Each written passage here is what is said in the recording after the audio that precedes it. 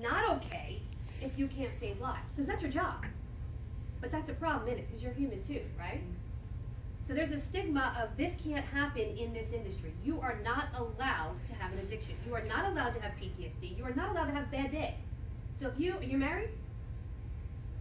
Yes? Yes. Okay. You and your wife have an argument. I'm assuming you're married to a woman? Okay. I gotta check. That question. That was a good one. I told you about body language, right? He is in Fort Lauderdale, so I mean.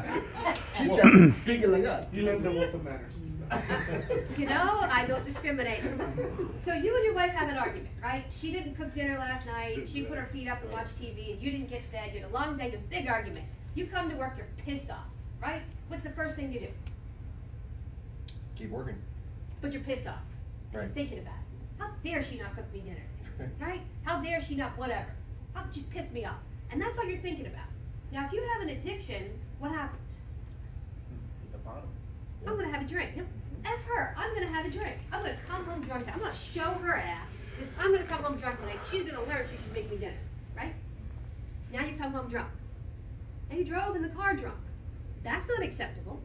You're a first responder. You're not allowed to do that. But someone like me who's not a first responder, I'm allowed to do that. Because I'm not saving lives. Right? I just get a DUI, big deal. That's a problem. Because automatically, because of your job, your chosen profession, you're held to this huge standard that you're supposed to be on all the time. You're not allowed to have a bad day. You're not allowed to get sick. You're not allowed to be pissed off.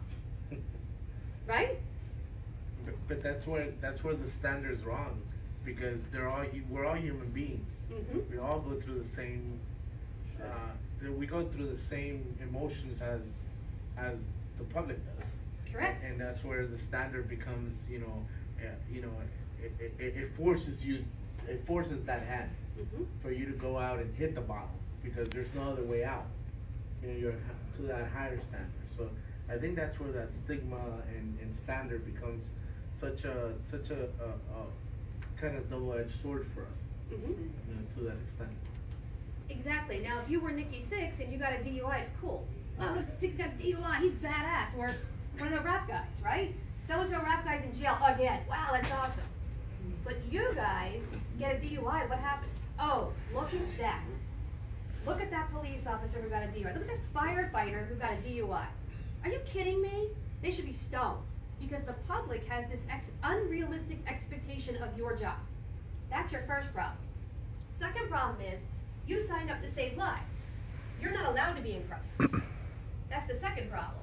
Then we have the good old boy mentality. You go to your boss and say, I'm having a bad day, and he says or she says, suck it up. We don't have time for that. Yep. Right? You guys are 24 on, 24 off, something like that?